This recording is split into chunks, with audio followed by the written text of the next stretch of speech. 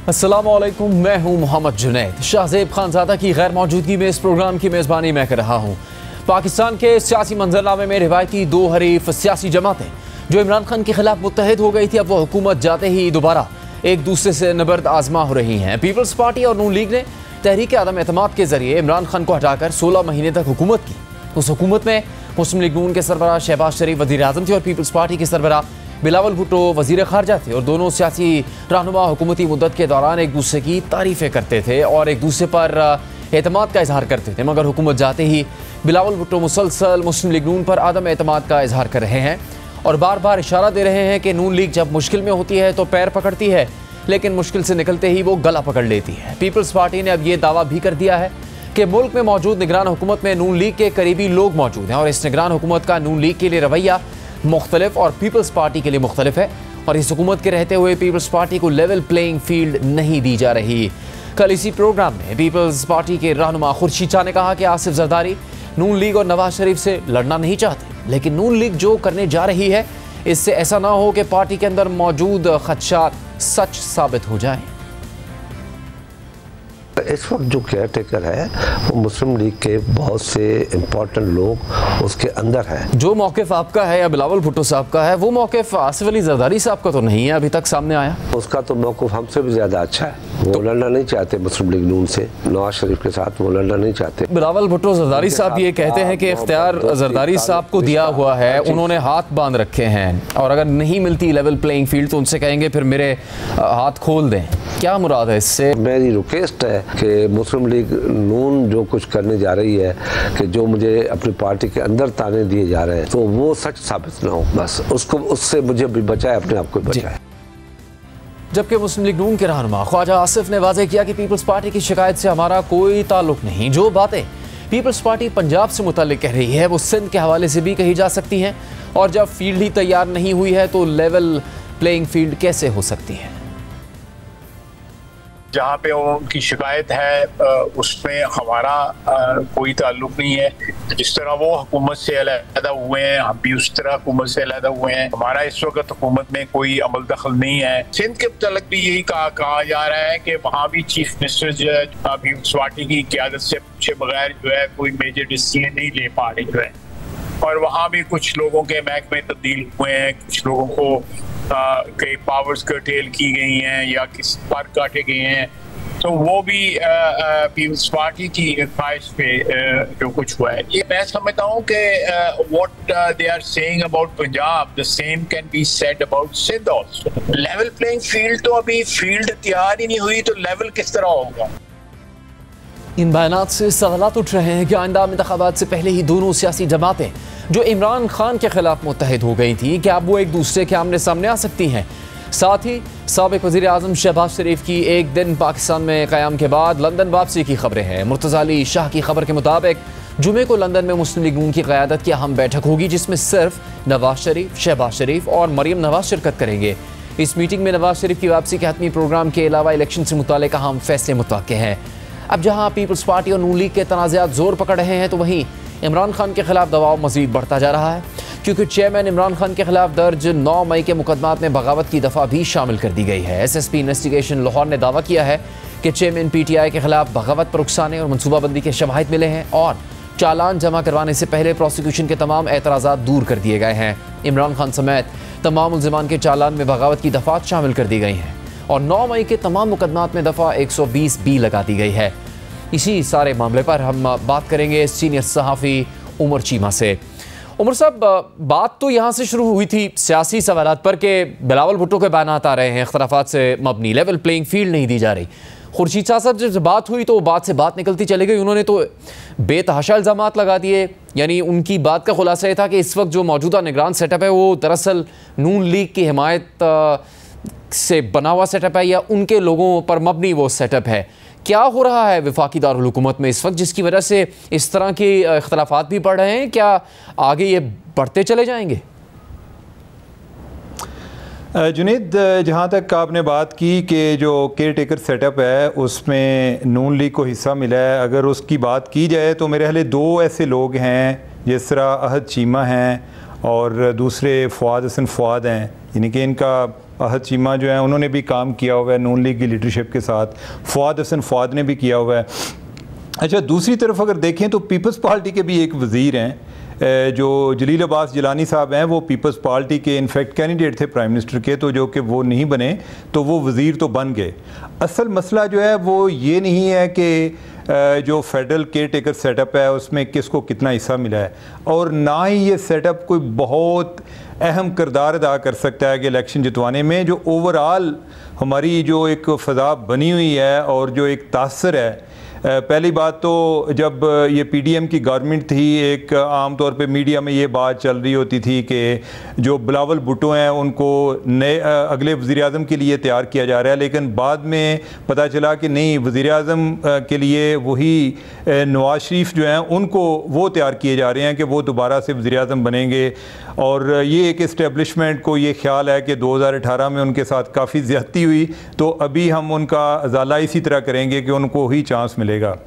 दूसरी बात यह है कि जो पीपल्स सिंध के हवाले से करप्शन की स्टोरीज़ आती हैं वो भी बड़ी जो हैं बड़ी इंकशाफात से भरपूर होती हैं, और वो बात जो है उससे भी चांसेस कम हो रहे हैं।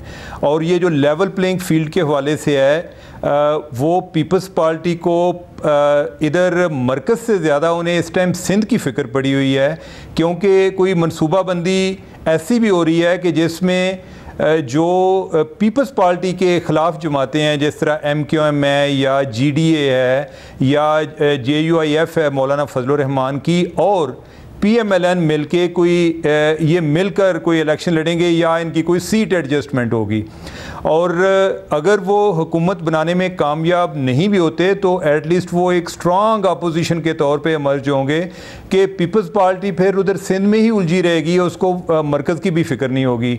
अभी भी अगर आप देखें तो जो जरदारी साहब हैं वो लाहौर में हैं, या बिलावल जो हैं वो भी उधर हैं, तो एक कोशिश ये भी की जा रही है कि जो मरीम नवाज़ ने पिछले दिनों एक ऐलान किया था कि वो सिंध का दौरा करेंगी, तो वो दौरा इसी सिलसिले में है जिस मनसूबाबंदी का मैंने पहले आपसे जिक्र किया है कि उधर कैंपेन चलाई जाए, क्योंकि जिस तरह के सिंध में हालात हैं कोई लोग उधर भी को बहुत ज़्यादा खुश नहीं हैं।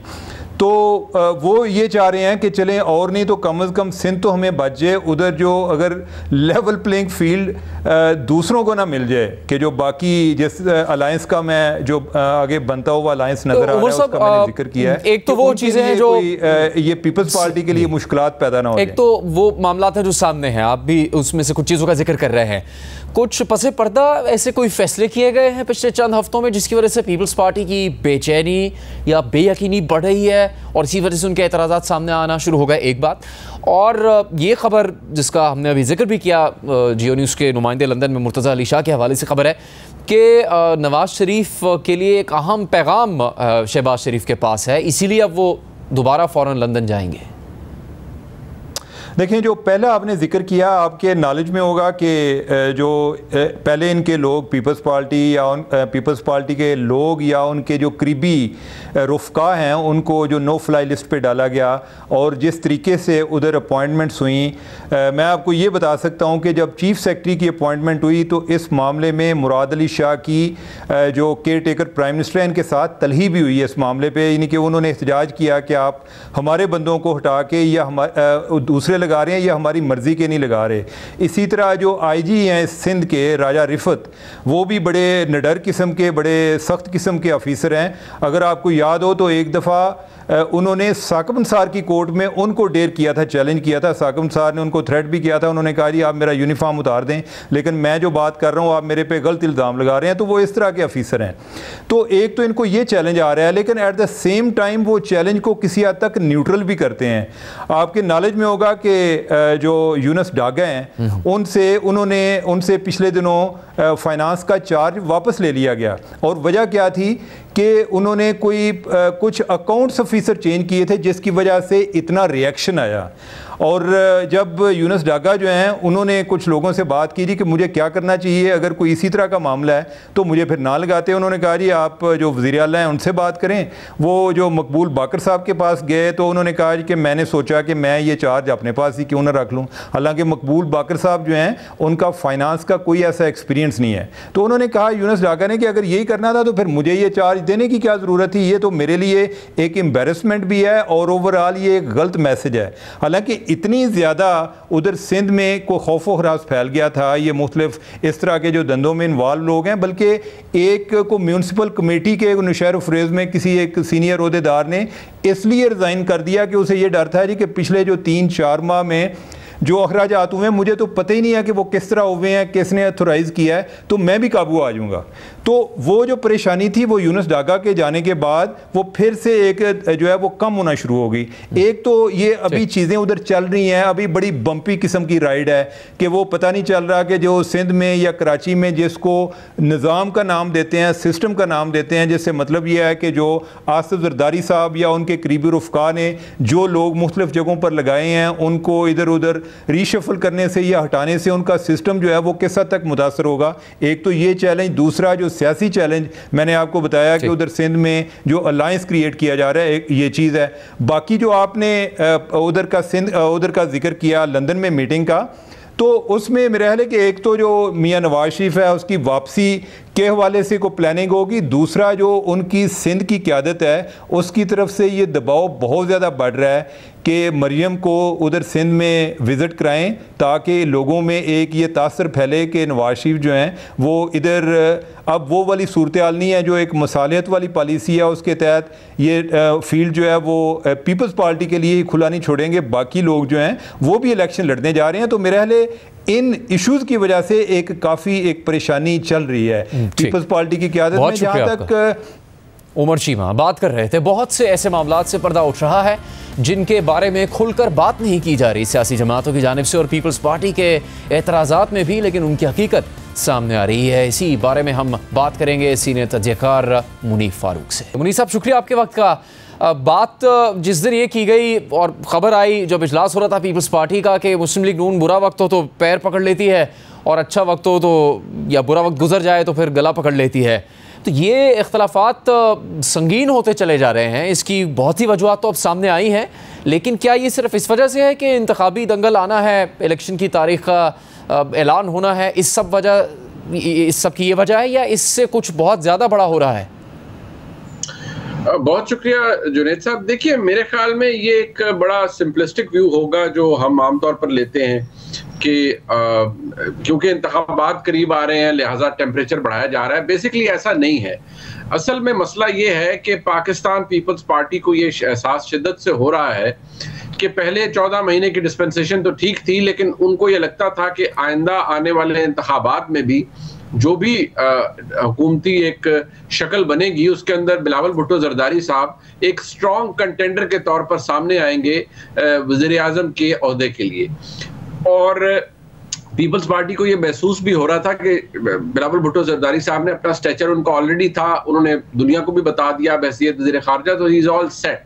लेकिन जो कुछ ज़मीनी हकायक यहाँ मौजूद हैं जिनका इदराक पीपल्स पार्टी को हो रहा है, उनमें बेसिकली ये लग रहा है पीपल्स पार्टी को कि इस वक्त एस्टेब्लिशमेंट की नुमाइंदा जमात या एस्टेब्लिशमेंट की फेवरेट जमात पाकिस्तान मुस्लिम लीग नून है, और मुस्लिम लीग नून को अब कुर्बत हासिल है मुख्तदर हलकों की, और अगला इंतखाबात मुस्लिम लीग नून जैसे तैसे भी करके उसमें इक़्तिदार हासिल करेगी और अपना वज़ीर आज़म भी ले आएगी।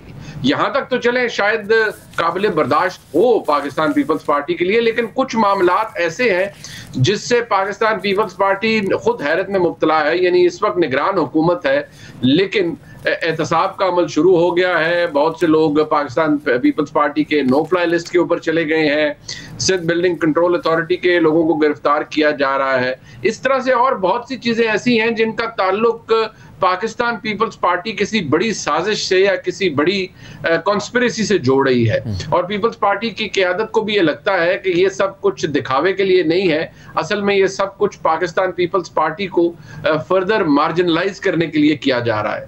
लिहाजा ये जो टेम्परेचर का बढ़ जाना या इस तरह के बयानात जनाब बिलावल भुट्टो जरदारी साहब की जानिब से आना, ये महज इंतखाबात के लिए नहीं है। ये उन्होंने अपनी इनफैक्ट पहली प्रेस टॉक में जिसमें उन्होंने कहा कि एस्टैब्लिशमेंट या मुख्तदर हल्के तजर्बे करना छोड़ दें और नए सिलेक्टेड बन जाएंगे, इस तरह की बातें उन्होंने की, उसका क्लियर रेफरेंस वो एस्टेब्लिशमेंट की तरफ था। और यहाँ भी उन्होंने जब कहा कि लेवल प्लेइंग फील्ड, तो मुस्लिम लीग नून लेवल प्लेइंग फील्ड किसी को क्या देगी, वो तो उसके खुद मुतलाशी रही है।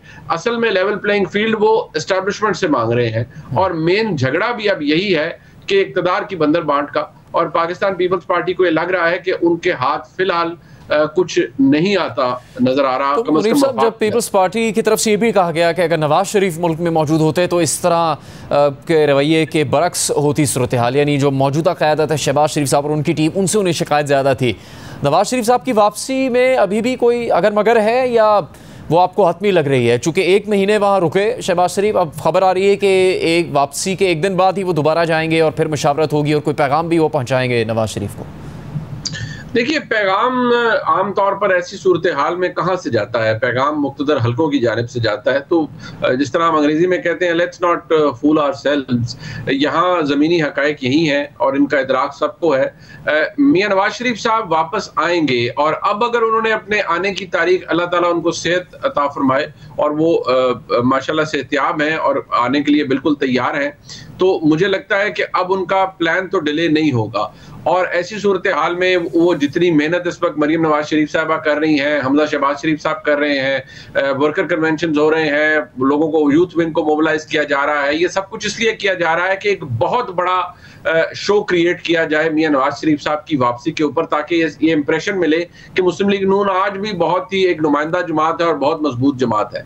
लेकिन अगर मियां नवाज शरीफ साहब अपना आना फिर किसी वजह से डिले कर देते हैं तो बहुत बड़ा सेटबैक होगा मुस्लिम लीग नून को, और उससे ये बात जाहिर होगी कि मियां नवाज शरीफ साहब कॉन्फिडेंट नहीं है वापस आने के लिए, मुस्लिम लीग नून कॉन्फिडेंट नहीं है, और उसका एक ज्यादा बड़ा मतलब ये लिया जाएगा कि मुस्लिम लीग नून के ताल्लुकात आज की एस्टेब्लिशमेंट के साथ वो नहीं रहे जो पहले दिन थे। यानी शहबाज शरीफ साहब के वक्त में बहुत आला हालात थे, लेकिन कुछ ऐसा हुआ है जिससे मामलात बदल गए हैं। और मियां नवाज शरीफ साहब का जो लेटेस्ट बयानिया है, मुझे लगता है कि वो काउंटर प्रोडक्टिव साबित होगा मुस्लिम लीग नून के लिए, क्योंकि हमारे मुल्क में जो रिटर्न है किसी भी सियासी लीडर का, अगर वो वेंजेंस के साथ हो और इस सोच के साथ हो कि आप अकाउंटेबिलिटी करने आ रहे हैं, तो वो बैकफायर करता है। और मुझे लगता है कि अगर मियां नवाज शरीफ साहब उसी सोच के साथ वापस तशरीफ लाएंगे तो ये भी बैकफायर ही करेगा। मुनीफ साहब, चेयरमैन पीटीआई का मामला क्या संगीन होने जा रहा है? चूँकि 9 मई के मुकदमात में उनकी बगावत की दफात भी शामिल कर दी गई। यहाँ तक कहा गया कि चेयरमैन पीटीआई के खिलाफ बगावत पर उकसाने और मनसूबाबंदी के शवाहिद मिले हैं। उससे मुताल्लिक आपको क्या लगता है क्या होगा अगले आने वाले दिनों में? देखिए जुनैद साहब, मेरे ख्याल में तो वैसे मैं ये बगावत के मुकदमे या कॉन्स्पिरेसी या incitement to wage war against the state और इस टाइप के कवानीन जो कॉलोनियल एरा के कवानीन है, मैं इनको बड़ा रेग्रेसिव समझता हूँ और मुझे लगता है कि ये सियासतदानों के ऊपर बड़े कन्वीनियंटली इस्तेमाल कर लिए जाते हैं। लेकिन इमरान खान साहब का मामला इसलिए ज्यादा गंभीर है क्योंकि हमारे मुल्क में सियासतदानों ने जो भी किया, जो इमरान खान साहब की जमात ने 9 मई को किया, उसकी मिसाल नहीं मिलती। अब उस बदनामी का तौक तो उनके गले में और जमात के गले में है। अब ऐसी सूरत हाल में अगर जो चार्जशीट है अगर वो फाइल कर दी जाती है अदालत के अंदर, इंसदाद दहशतगर्दी की अदालत के अंदर फाइल की जाती है, और अगर उसके अंदर वाकई इतना कॉन्क्रीट एविडेंस है जो जोड़ सकता है इमरान खान साहब को 9 मई के वाकयात से डायरेक्टली, तो फिर तो इंसाइटमेंट का केस तो बन सकता है। बेशक इमरान खान वहां मौजूद नहीं थे, लेकिन इंसाइटमेंट या प्रोवोकेशन कानूनी तौर पर भी इमीडिएट होना जरूरी नहीं है, उसकी प्लानिंग की जा सकती है। अगर ये शवाहिद मिलते हैं कि इमरान खान उस प्लानिंग का हिस्सा थे और उन्होंने अपने लोगों का एक बाकायदा प्लान, लोगों से प्लान चॉकआउट करवाया और लोगों को तैयार करवाया कि अगर उनको गिरफ्तार किया गया तो क्या उन्होंने करना है, ऐसी सूरत में इमरान खान के लिए मुश्किलात हो सकती है। बहुत शुक्रिया आपका मुनीफ फारूक साहब प्रोग्राम में बात करने के लिए। हम प्रोग्राम को मजीद आगे बढ़ाएंगे एक ब्रेक के बाद। मुल्क में बढ़ती हुई महंगाई, पेट्रोल और बिजली की कीमतों में इजाफे के पेश नज़र एशियाई तरक्याती बैंक ने रवा माली साल पाकिस्तान की तरक्की की मुतवक्किल शरह 2% से कम करके 1.9% कर दी है और साथ ही अपनी सितंबर की रिपोर्ट में पाकिस्तान के मुआशी मसाइल का हल भी बता दिया है। एशियाई तरक्याती बैंक की सितंबर 2023 की रिपोर्ट के मुताबिक रवा माली साल में पाकिस्तान को महंगाई, मुआशी मुश्किलात का सामना रहेगा और महंगाई की मजमूई शरह 25% तक रहेगी। अलबत्ता इलेक्शन से पाकिस्तान की मईशत को एतमाद मिलेगा। रिपोर्ट के मुताबिक रवा माली साल के दौरान तवानाई की कीमत में इजाफे और रुपए की कदर में कमी की वजह से महंगाई बढ़ने का खदशा है, जबकि इस दौरान शरह नमू 1.9% रहने की तवक्को है। मुआशी शरह नमू में मुस्तहकम ग्रोथ के लिए पाकिस्तान को इस्लाहात के एजेंडा पर अमल दरामद करना ज़रूरी है। पाकिस्तान को माली नज़्म नस्क, मार्केट बेस्ड एक्सचेंज रेट और पावर सेक्टर में इस्लाहात करना होंगी। एशियाई तरक्याती बैंक की रिपोर्ट में यह भी बताया गया है कि पाकिस्तान को मुस्तहकम मुआशी ग्रोथ के लिए हुकूमती मिल्कियती इदारों में इस्लाहात ज़रूरी है। रिपोर्ट के मुताबिक गुज़श्ता माली साल पाकिस्तान की मईशत को सैलाब और सियासी अदम इस्तेहकाम का सामना रहा। सियासी अदम इस्तेहकाम और सैलाब के बायस महंगाई और शरह नमू कम रही। अलबत्ता मुस्तहकम ग्रोथ के लिए एशियाई तरक्याती बैंक की पाकिस्तान की मईशत के लिए शराकत दारी जारी रहेगी। यानी आलमी मालियाती इदारे पाकिस्तान को मुसलसल अपने पावर सेक्टर में रिफॉर्म्स और माली इस्तेहकाम के लिए, सियासी इस्तेहकाम के लिए जोर दे रहे हैं। लेकिन इस वक्त ना तो इलेक्शन के लिए बाज़ाब्ता तारीख का ऐलान किया गया है और ना ही महंगाई में किसी सूरत कमी आ रही है। सारी सूरत हाल में बैरूनी फाइनेंसिंग का भी एक नया बहरान सर उठाने वाला है। पाकिस्तान को ये उम्मीद थी कि IMF प्रोग्राम की मंजूरी के बाद दीगर मुल्कों और मालियाती इदारों से कर्ज मिलने में आसानी होगी, लेकिन $3 अरब के नए IMF प्रोग्राम की मंजूरी के 2 माह बाद भी पाकिस्तान को बैरूनी फाइनेंसिंग में मुश्किलात का सामना है। यहाँ तक कि PDM हुकूमत ने गुज़श्ता साल सैलाब के बाद बैरूनी इमदाद की जो उम्मीद लगाई हुई थी वो 1 साल गुजर जाने के बाद अभी तक मुकम्मल तौर पर मौसूल नहीं हुई है। आज दी न्यूज़ के सहाफ़ी मेहताब हैदर के मुताबिक गुज़श्ता साल सैलाब के बाद बहाली और तरक्याती कामों के लिए जिनेवा में जो $10.9 अरब के वादे किए गए थे उनमें से सिर्फ $1.48 अरब पाकिस्तान को मौसूल हुए हैं और इसमें से भी सिर्फ $78 करोड़ प्रोजेक्ट्स की फाइनेंसिंग में इस्तेमाल हुए हैं। जबकि दूसरी जानिब आज शहबाज राना की खबर के मुताबिक पाकिस्तान के बैरूनी फाइनेंसिंग प्लान में से तकरीबन $4.5 अरब ना मिलने का खदशा है, जबकि कर्जों के अखराजात का तखमीना कम लगाने की वजह से बजट में मजीद 1000 अरब रुपए का इजाफा हो सकता है। ये सूरत हाल IMF प्रोग्राम के तहत नवंबर में होने वाले पहले जायजे के दौरान संगीन मसला बन सकती है। वज़ारत ख़ज़ाना के ज़राए ने बताया कि तकरीबन $4.5 अरब का फाइनेंसिंग गैप और रवा माली साल के लिए सूद की अदायगी के लिए तकरीबन 1000 अरब रुपए कम मुख्तस करना गैर हकीकी बजट तखमीने का नतीजा है। ज़राए ने बताया कि रवा माली साल के लिए $20 अरब की बैरूनी फाइनेंसिंग के तखमीने के मुकाबले में खदशा है कि इसमें से कम $4.4 अरब के गैर मुल्की कर्जे नहीं मिल सकेंगे। ये मामला वज़ारत ख़ज़ाना में आला सतह पर उठाया गया और उसके बाद इक़्तिसादी उमूर डिवीज़न और फाइनेंस डिवीज़न के दरमियान इजलासों का सिलसिला शुरू हो गया ताकि इस फाइनेंसिंग गैप को पुर किया जा सके। जबकि इस दौरान वफाकी बजट और सालाना एक्सटर्नल फाइनेंसिंग प्लान अपनी मंजूरी के 3 माह के अंदर ही गैर हकीकी हो गया है। खबर के मुताबिक ज़राए ने बताया कि वज़ारत ख़ज़ाना इस नतीजे पर पहुंची है कि पाकिस्तान की कमज़ोर क्रेडिट रेटिंग और आलमी सतह पर ज़्यादा शरह सूद के माहौल में पाकिस्तान को चीन के अलावा दीगर तिजारती ज़राए से तकरीबन $3 अरब के कर्जे नहीं मिल सकेंगे। अलबत्ता वज़ारत ख़ज़ाना भी $1 अरब की चीनी कमर्शियल फाइनेंसिंग और दीगर ज़राए से तकरीबन $60 करोड़ हासिल करने के लिए पुरुमीद है। खबर के मुताबिक IMF प्रोग्राम के तहत अभी तक कर्जे मिलना शुरू नहीं हुए। हालांकि हुकूमत को उम्मीद थी कि IMF के कर्ज की मंजूरी के फ़ौरन बाद दीगर ज़राए से भी पाकिस्तान को कर्ज मिलने का सिलसिला शुरू हो जाएगा। जबकि इस खबर पर रद्द-ए-अमल देते हुए वज़ारत ख़ज़ाना ने जवाब दिया कि इस खबर में पाकिस्तान की बैरूनी फाइनेंसिंग की ज़रूरियात और सूद की अदायगियों को गलत तौर पर बयान किया गया है। ये खबर महदूद मालूमात पर मबनी है। इसी हवाले से हम बात करेंगे। हमारे साथ शहबाज राना और मेहताब हैदर दोनों मौजूद हैं। शहबाज साहब, आपकी खबर के बाद कई घंटों तक तो बात का जवाब नहीं आया था, लेकिन अब ये कहा जा रहा है कि मिसरिप्रेजेंट करती है पाकिस्तान की एक्सटर्नल फाइनेंसिंग की रिक्वायरमेंट को। क्या इसके अलावा भी कोई तफसील जारी की गई जिससे ये साबित हो सके कि जिस चीज़ की तरफ आप निशानदेही कर रहे हैं वो दुरुस्त नहीं है और हकीकत कुछ और है? जी बिस्मिल्लाहिर्रहमानिर्रहीम। देखिए, जिस तरीके से आज इस स्टोरी के ओवरऑल उसके ऊपर एक रिएक्शन आया मार्केट से और बाकी जगहों से, और जो हुकूमत का जो बजट था वो जिस तरीके से एक्सपोज हुआ, और हमने नहीं किया, हुकूमत की अपनी जो वर्किंग है इंटरनल, वो सारी चीज़ें ये रिफ्लेक्ट कर रही हैं। तो रात के वक्त इस तरह का जो एक स्टेटमेंट का आना मिनिस्ट्री ऑफ फाइनेंस से, ये कोई इतनी मेरे लिए फ्रेंकली स्पीकिंग कोई इतनी हैरानगी की बात नहीं थी। आई वाज एक्सपेक्टिंग ये थोड़ा सा अर्ली रिस्पॉन्स इसका दे देंगे, बट बड़ा एक वीक रिस्पॉन्स आया। I am not saying just because it was my story. इन्होंने फैक्ट्स के ऊपर जो हमने हाईलाइट किया और जो इनके अपने नंबर्स हैं, मेरे नहीं है, उसके ऊपर वजारत ख़ज़ाना ने ऐसा कोई बात नहीं की। वो ये कह रहे हैं कि हमने ये तो एक्सटर्नल फाइनेंसिंग प्लान जो है ये IMF के साथ तो शेयर किया हुआ था। तो मैंने ये कब कहा कि आपने शेयर नहीं किया हुआ था?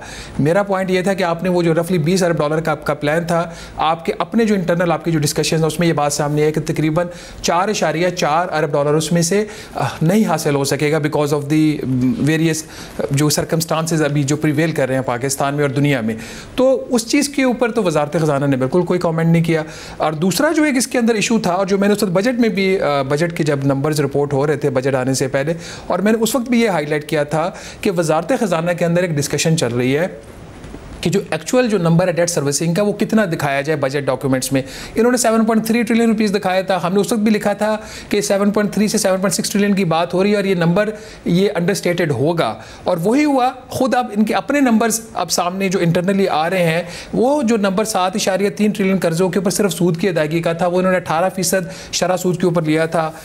आज 22% शरह सूद है। और IMF की जो अपनी रिपोर्ट आई हुई है जुलाई की, तो उसके अंदर इसका ये नंबर 8.6 ट्रिलियन रुपी है, which is a major increase compare to जो इन्होंने 7.3 ट्रिलियन रखा है। 1300 अरब रुपए ज़्यादा की बात IMF खुद कर रहा है। मेहताब साहब, कहा 10 अरब डॉलर से भी ज़्यादा के वादे किए गए और 1.5 अरब डॉलर से भी कम पैसे मिले। इसकी कितनी तवक्को है इस वक्त, और PDM हुकूमत जाने के बाद क्या अब भी कोशिशें हो रही हैं, यानी इसको फॉलो अप किया जा रहा है और ये उम्मीद रखी जा रही है कि जो वादे किए गए थे उनमें से रकम और मिलेगी पाकिस्तान को?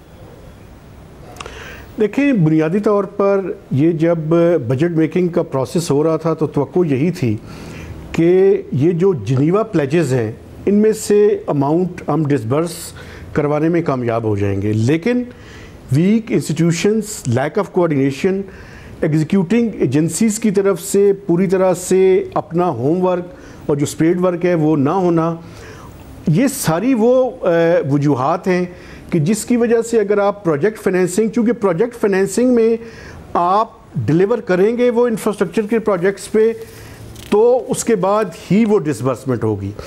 और इससे पहले जो बात राना साहब कर रहे थे, इसमें देखें बुनियादी तौर पे ये अभी इन्होंने डेट सर्विसिंग के बारे में बात की है, और डेट सर्विसिंग में जो करंट अकाउंट डेफिसिट की रिक्वायरमेंट्स हैं उसको इन्होंने शामिल नहीं किया।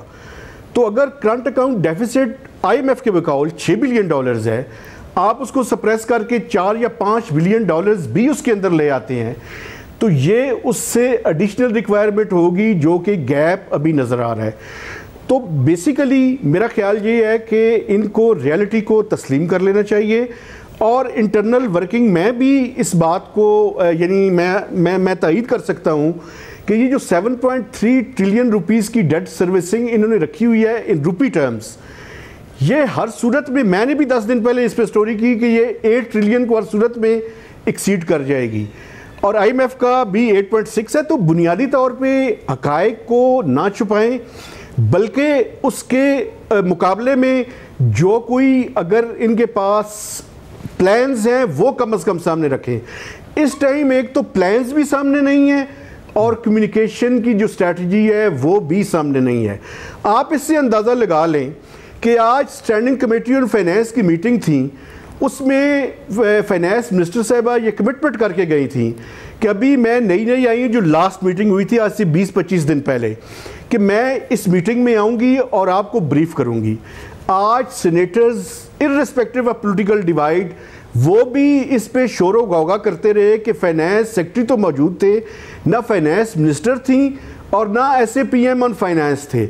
आपके पास पार्लियामेंट का ये फोरम मौजूद है जहां पे आप आके कम से कम उन पार्लियामेंटेरियंस को ब्रीफ कर सकते हैं और कौम को एतमाद में ले सकते हैं, लेकिन लगता ये है कि ना तो स्ट्रैटेजी है और ना ही कोई प्लान है जिसको हम सामने लाकर पेश करें। इसलिए सब इन हालात में जो ना करें, अपना प्लान सामने लेकर जो बिजली की कीमतों में रिलीफ के मुतालिक कोशिशें की जा रही थी और उसमें IMF को एतराज़ात थे और फिर उसके बाद एक प्लान के बाद दोबारा प्लान भेजा गया, उसकी इस वक्त क्या पोजीशन है, क्या किया जा रहा है हुकूमत की तरफ से?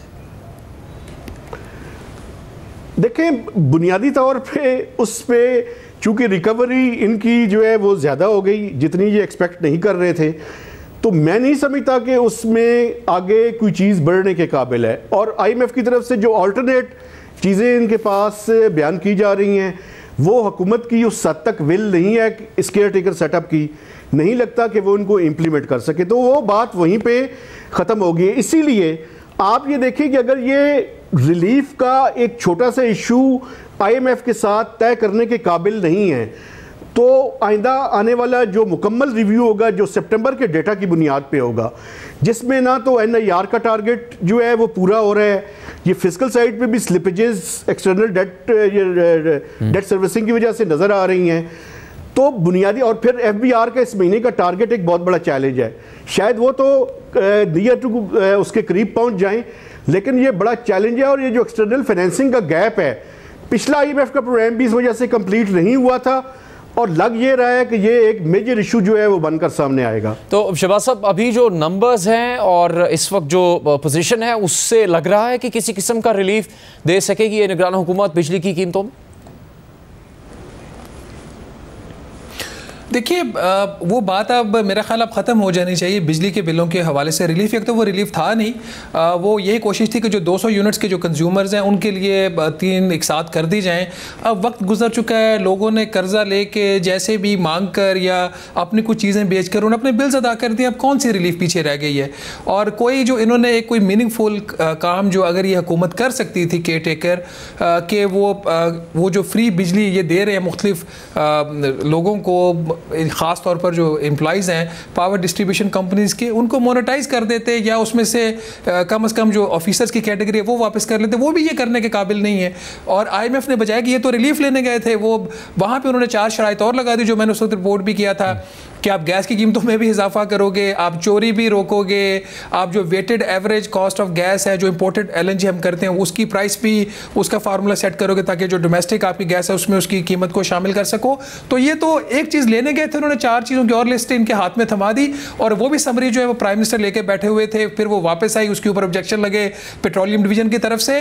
तो इस वक्त जो एक चीज़ बहुत बुरी तरह एक्सपोज हुई है वो ये कि जो इकनॉमिक टीम इंस्टॉल की गई है केयर टेकर सेटअप में, वो इन चीज़ों को गालबन बेहतर तरीके से हैंडल नहीं कर पा रही। यही वजह है कि एक करके इनसे अब जो कुछ जिम्मेदारियां हैं वो वापस भी ली जा रही हैं। प्राइवेटाइजेशन का जो पोर्टफोलियो है वो डॉक्टर शमशाद साहिबा से वापस ले लिया गया है। गालबन 1-2 कमेटीज़ की जो मेंबरशिप या उनकी वो सरबराही है उसके हवाले से भी कुछ चल रहा है। तो ये यहाँ पे ये चीज़ क्लियर है कि ये IMF से कोई मेजर रिलीफ लेने की पोजीशन में नहीं है। और ये बात मैं किसी प्रोग्राम में पहले भी कह चुका हूँ। उसकी बुनियादी वजह यह है कि जब जुलाई में IMF के बोर्ड ने ये प्रोग्राम मंजूर किया था तो उस वक्त पाकिस्तान को ये बता दिया गया था डायरेक्टर्स की तरफ से, मैनेजिंग डायरेक्टर ने कॉल किया था उस वक्त के प्राइम मिनिस्टर को, जो डायरेक्टर पाकिस्तान को एग्जीक्यूटिव डायरेक्टर रिप्रेजेंट करते हैं, उन्होंने डार साहब को कॉल करके बता दिया था कि जो हमने आपको पाथ दे दिया है, जो रास्ता दिखा दिया और आपने उस पर एग्री कर लिया है, अब आप इससे दाएं या बाएं नहीं हो सकते। अब इसी कॉन्टेक्स्ट में जो मेरी आज की स्टोरी थी उसके अंदर जब इतना बड़ा होल आ जाएगा, आपको याद होगा कि जो पिछला IMF का प्रोग्राम था जो नाकामी पे ख़त्म हुआ, उसकी वजह यह थी कि ये $2 अरब का इंतजाम नहीं कर सके थे। यहाँ तो खुद ही इंटरनली मान रहे कि कम से कम $4.5 अरब का एक होल आ गया है, उसको ये कैसे फिल करेंगे और इन हालात के अंदर इनकी जो कैपेसिटी है कैसे ये IMF को कन्विंस कर सकेंगे। तो नवंबर काफ़ी मुश्किल होने जा रहा है। कुछ चीज़ें अच्छी मार्केट के अंदर हो रही थी, जैसा कि एक्सचेंज रेट के ऊपर कुछ जो स्पेकुलेटिव एक्टिविटीज़ थी उसको कर्टेल किया जा रहा था। बेहतर यही है कि वजारत ख़जाना इफेक्टिवली काम करे बजाय इसके कि वो इस तरह की चीज़ों में पड़ जाए, लॉन्ग टर्म प्लान के जो इनका मैंडेट नहीं है, जहां पे हो सकता है किसी एक मखसूस तबके को फायदा तो मिल रहा हो। शहबाज राना, मेहताब हैदर प्रोग्राम में बात करने के लिए। प्रोग्राम जारी रहेगा एक ब्रेक के बाद। प्रोग्राम में एक बार फिर खुशामदीद। एक तरफ तहरीक इंसाफ के चेयरमैन समेत पार्टी की सीनियर क़यादत मुख्तलिफ मुकदमात का सामना कर रही है। उन समेत कई रहनुमा जेलों में कैद हैं, अदालतों में उनके मुकदमात चल रहे हैं, उन्हें अदालतों में पेश भी किया जाता है। साथ ही एक केस में ज़मानत मिलने और फ़ौरन ही दूसरे केस में गिरफ्तारी का सिलसिला भी जारी है। तो दूसरी तरफ PTI के कुछ रहनुमा ऐसे हैं जो कई दिनों या हफ्तों से लापता हैं या मंजर आम से गायब कर दिए गए हैं। PTI और उनके अहल खाना का दावा है कि पुलिस ने उन्हें गिरफ्तार किया हुआ है, मगर खुद पुलिस इस बात से इनकार कर रही है और मुकम्मल लाइल्मी का इजहार कर रही है। ना इन अफराद को अदालतों में पेश किया गया और ना ही इनकी कोई तफसीलात सामने लाई गई हैं। PTI के इत्तेहादी और साबिक वज़ीर दाखिला शेख रशीद अहमद, PTI के रहनुमा सदाकत अली अब्बासी और उस्मान डार के केसेस इसी नौइयत के हैं। उस्मान डार 9 सितंबर से लापता है। तहरीक इंसाफ का मौक़िफ़ है कि 9 सितंबर को उस्मान डार को मलीर कैंट कराची से कुछ नामालूम अफराद अपने साथ ले गए और उन्हें नामालूम मकाम पर मुंतकिल कर दिया, मगर पुलिस उस्मान डार की गिरफ्तारी से लाइल्मी का इजहार कर रही है और कह रही है कि वो हमारे पास नहीं है। आज सिंध हाई कोर्ट में उस्मान डार की गुमशुदगी के हवाले से समाअत हुई, जहां अदालत ने पुलिस को उस्मान डार की गुमशुदगी का मुकदमा दर्ज करने का हुक्म देते हुए 3 अक्टूबर को रिपोर्ट पेश करने की हिदायत कर दी। दौरान समाअत पुलिस ने मौक़िफ़ इख्तियार किया कि मुकदमा दर्ज करने के लिए दरख्वास्त गुजार ने रुजू ही नहीं किया, तो उस्मान डार के वकील ने जवाब दिया कि पहले ही दिन उस्मान डार की गुमशुदगी से मुतालिक दरख्वास्त जमा करवाई थी। इस पर सरकारी वकील ने कहा कि उस्मान डार पुलिस की तहवील में नहीं है, तो उस्मान डार के वकील ने बताया कि निगरान वज़ीर दाखिला सिंध ने टीवी प्रोग्राम में एतराफ़ किया कि उस्मान डार पुलिस तहवील में है, मगर अब पुलिस कहती है कि उस्मान डार को हिरासत में नहीं लिया गया। समाअत के बाद अदालत ने पुलिस को उस्मान डार की गुमशुदगी का मुकदमा दर्ज करके 3 अक्टूबर तक रिपोर्ट पेश करने का हुक्म दे दिया। सिर्फ यही नहीं, साबिक वज़ीर दाखिला शेख रशीद अहमद कुछ अरसे से रूपोश थे और सिर्फ सोशल मीडिया पर बयानात जारी कर रहे थे, मगर गुज़श्ता एतवार से वो भी लापता हैं। शेख रशीद के वकील और भतीजे का कहना है कि एतवार को पुलिस और सादा कपड़ों में मलबूस अफराद शेख रशीद को रावलपिंडी में उनकी रिहाइशगाह से गिरफ्तार करके ले गए थे, लेकिन रावलपिंडी पुलिस ने शेख रशीद की गिरफ्तारी की तरदीद कर दी। कल ही शेख रशीद के अकाउंट से पंजाब और इस्लामाबाद पुलिस की 2 रिपोर्ट शेयर की गई थी और बताया गया था कि वो किसी मुकदमे में मतलूब नहीं है। शेख रशीद के अकाउंट से की गई पोस्ट में लिखा था कि IG पंजाब की रिपोर्ट के मुताबिक शेख रशीद अहमद पर 2 FIR फैसलाबाद और अटक में दर्ज थी, जिसमें वो बाइज्जत बरी हो चुके हैं। इसके अलावा पंजाब में वो और किसी केस में मतलूब नहीं है और ना ही कोई 9 मई की FIR पर उन पर दर्ज है। एक रिपोर्ट IG पंजाब ने रावलपिंडी हाई कोर्ट में जमा करवाई और दूसरी रिपोर्ट IG इस्लामाबाद की जानिब से इस्लामाबाद हाई कोर्ट में जमा करवाई गई, जिसके मुताबिक शेख रशीद के खिलाफ 8 FIRs दर्ज हैं और इन तमाम FIRs में शेख रशीद जमानत पर हैं। और इस्लामाबाद हाई कोर्ट में ये भी बताया गया कि शेख रशीद 9 मई के किसी वाक़े में उन्हें मतलूब नहीं है। चीफ जस्टिस सुप्रीम कोर्ट और chief justice Islamabad high court से दरख्वास्त है कि वो इस बात का फौरी नोटिस लें कि शेख रशीद, शेख शाकिर और शेख इमरान कहाँ हैं। शेख रशीद को फौरी तौर पर अदालत में पेश किया जाए और अगर उन पर कोई मुकदमा दर्ज है तो वो उसका कानूनी दिफा करें। इसके अलावा लाहौर हाई कोर्ट ने शेख रशीद की हिरासत से मुताल्लिक RPO, CCPO और IG पंजाब वफाकी हुकूमत से 22 सितंबर तक रिपोर्ट तलब की हुई है। उस्मान डार और शेख रशीद के अलावा तहरीक इंसाफ के रहनुमा और साबिक MNA सदाकत अली अब्बासी 1 सितंबर से लापता हैं। उसी दिन PTI ने सोशल मीडिया पर पोस्ट किया कि सदाकत अब्बासी को इस्लामाबाद से अगवा किया गया, लेकिन इस्लामाबाद पुलिस सदाकत अली अब्बासी की गिरफ्तारी से मुकम्मल लाइलमी का इजहार कर रही है।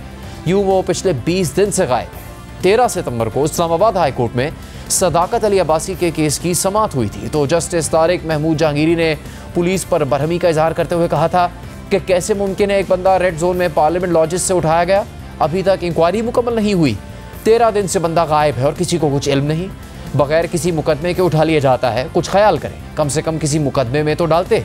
चोरी डकैती इतने पर्चे हैं, इस्लामाबाद दारुल हुकूमत है, CCTV कैमरास लगे हैं, एजेंसीज हैं, क्या इमेज जाएगा? एक केस से बंदा रिहा होता है, दूसरे में उठा लिया जाता है, ये कोई तरीका नहीं है। इस्लामाबाद पुलिस की जानिब से इस्लामाबाद हाई कोर्ट में सदाकत अब्बासी की गुमशुदगी से मुतालिक रिपोर्ट भी जमा करवाई गई थी, जिसमें कहा गया था कि आज़ाद कश्मीर और गिलगित बल्तिस्तान समेत तमाम IGs को सदाकत अब्बासी की बाजियाबी के लिए दरख्वास्त कर दी है और रिपोर्ट का इंतज़ार है।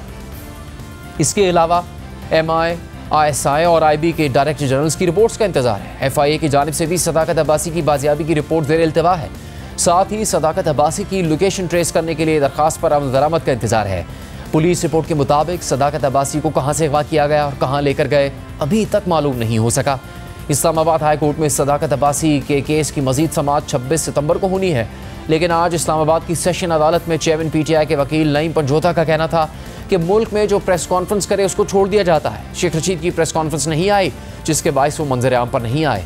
सदाकत अली अब्बासी का भी कोई अता पता नहीं है। ये तो तहरीक इंसाफ के वो रहनुमा इत्तेहादी हैं जिन्हें ना तो अदालतों में पेश किया जा रहा है, ना उनके मुकदमात का पता लग रहा है और ना ही पुलिस उनकी हिरासत की तस्दीक कर रही है, लेकिन वो कई दिनों या हफ्तों से लापता हैं। एक तरफ ये लोग तो दूसरी तरफ तहरीक इंसाफ के सदर साबिक वज़ीर आला पंजाब चौधरी परवेज़ इलाही हैं, जो 3.5 महीने से ज़ेर हिरासत हैं और हर दफ़ा रिहा होते रह जाते हैं। वो एक मुकदमे से बच निकलते हैं तो दूसरे मुकदमे में उन्हें पकड़ लिया जाता है। एक जेल से बाहर आते हैं तो दूसरी जेल मुंतकिल कर दिए जाते हैं। एक इदारे का केस ख़त्म हो जाता है या ज़मानत मिलती है तो कोई दूसरा इदारा किसी और केस में गिरफ्तारी डाल देता है। चौधरी परवेज़ इलाही 1 जून से अब तक नैब, FIA, anti corruption, establishment, police और MPOs के तहत दर्जन से ज़्यादा मुकदमात में गिरफ्तार हो चुके हैं और उन्हें अब एंटी करप्शन के नए मुकदमात का सामना है। चौधरी परवेज़ इलाही को आज लाहौर से अडयाला जेल रावलपिंडी मुंतकिल कर दिया गया है। प्रोग्राम का वक्त ख़त्म होता है, इजाज़त दीजिए।